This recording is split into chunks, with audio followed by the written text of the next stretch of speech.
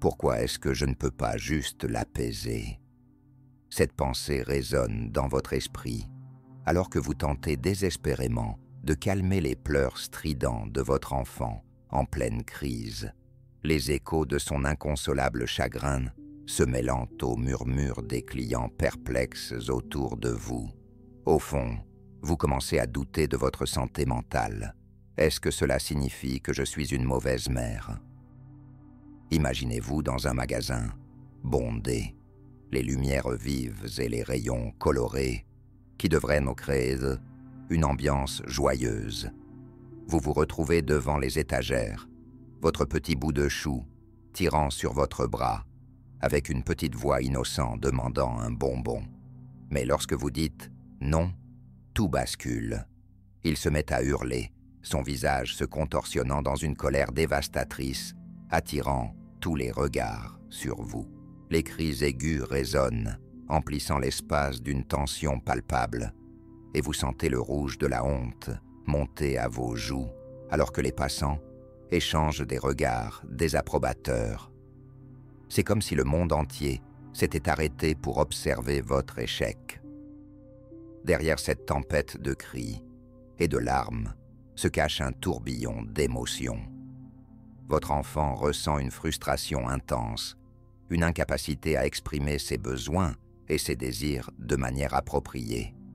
La peur de ne pas être compris, la fatigue accumulée, ou simplement un besoin de contrôle dans un monde qui lui semble si vaste et imprévisible, le submergeant.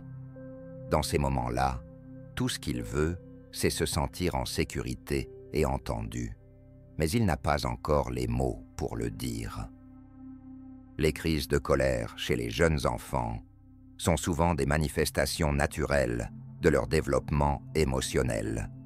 Selon le docteur Daniel Siegel, expert en neurosciences et développement de l'enfant, ces comportements peuvent être le résultat d'une surcharge émotionnelle lorsqu'ils se sentent dépassés par des stimuli extérieurs ou par leur propre frustration. De plus, des études menées par Harvard Medical School montrent que les jeunes enfants n'ont pas encore développé les compétences nécessaires pour réguler leurs émotions, ce qui entraîne des réactions intenses face à des situations qu'ils ne comprennent pas pleinement. Ces crises sont donc un cri d'aide, une recherche désespérée de connexion et de réconfort dans un monde qui peut sembler chaotique pour eux. Prenons l'exemple de Claire, une mère qui se sentait accablée par les crises de son fils de 4 ans.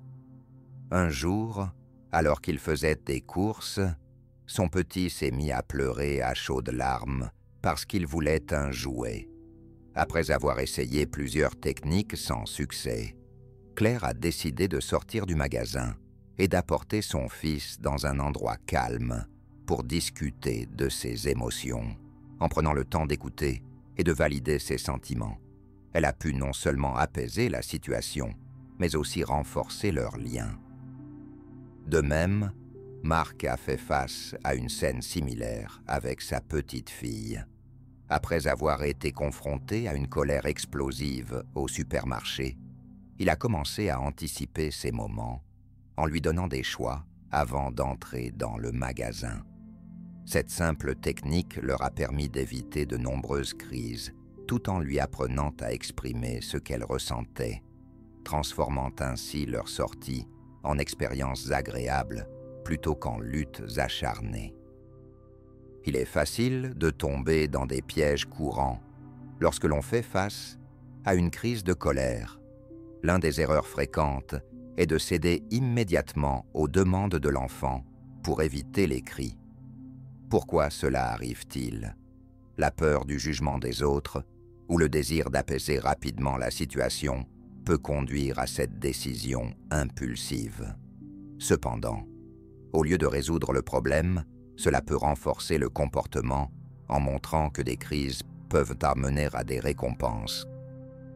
Une autre erreur courante est de réagir avec colère ou frustration.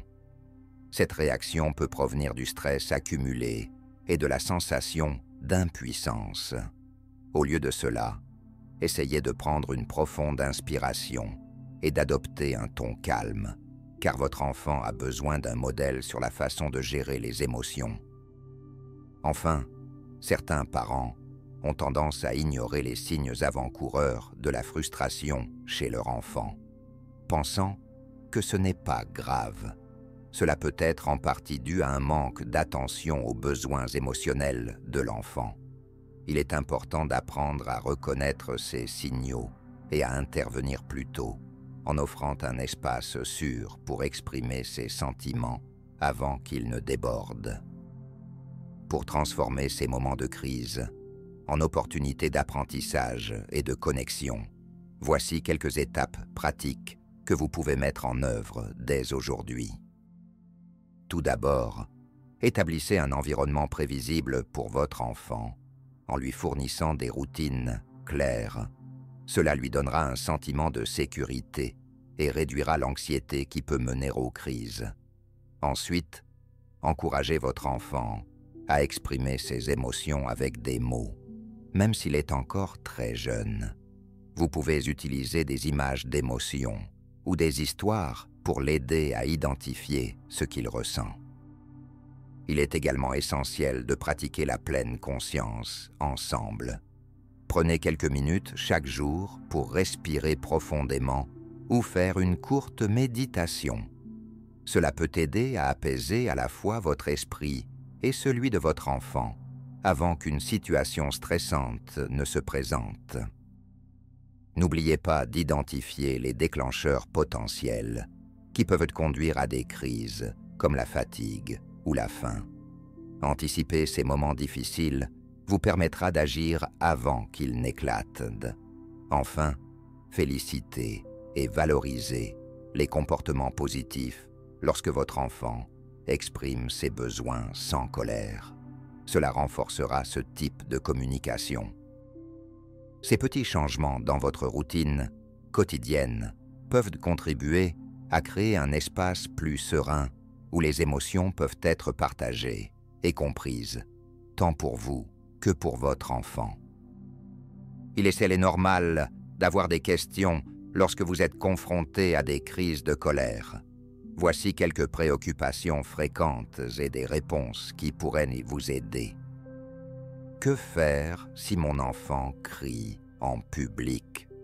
Il est essentiel de rester calme et de créer un espace sûr pour votre enfant. Essayez de le retirer temporairement de la situation stressante, dans un endroit calme où vous pouvez discuter tranquillement de ce qui se passe. Comment puis-je rester calme pendant une crise? Prenez plusieurs respirations profondes avant de réagir. Rappelez-vous que les cris ne sont pas une attaque personnelle, mais plutôt l'expression d'une émotion forte chez votre enfant. En gardant à l'esprit que vous êtes un modèle pour lui, essayez de montrer comment gérer la frustration avec sérénité. Et si je ne sais pas comment gérer la situation sur le moment? C'est tout à fait normal. Parfois, il peut être utile de prendre du recul et de reconnaître vos propres émotions. Accordez-vous un moment pour réfléchir avant d'agir. Vous pouvez aussi demander du soutien à d'autres parents ou à des professionnels pour acquérir des stratégies supplémentaires. Imaginez un jour où les cris et les larmes ne sont plus une source de stress, mais une occasion d'apprendre et de grandir ensemble. Visualisez votre enfant capable d'exprimer ses émotions sans se sentir accablé, et vous, en tant que parent, vous sentant confiant et apaisé face à ces tempêtes émotionnelles. Chaque pas que vous faites pour comprendre les besoins profonds de votre petit est une pierre angulaire dans la construction d'une relation solide et affectueuse. Ne sous-estimez jamais le pouvoir de la patience et de l'amour inconditionnel. Ce parcours peut être semé d'embûches, mais il mène à un avenir où les crises deviennent des moments de connexion plutôt que des sources de désespoir. Qu'attendez-vous pour commencer ce voyage transformateur? Si vous souhaitez continuer à explorer des conseils pratiques et des histoires inspirantes sur la parentalité. N'hésitez pas à vous abonner. Rejoignez une communauté de parents qui partagent les mêmes défis et aspirations que vous.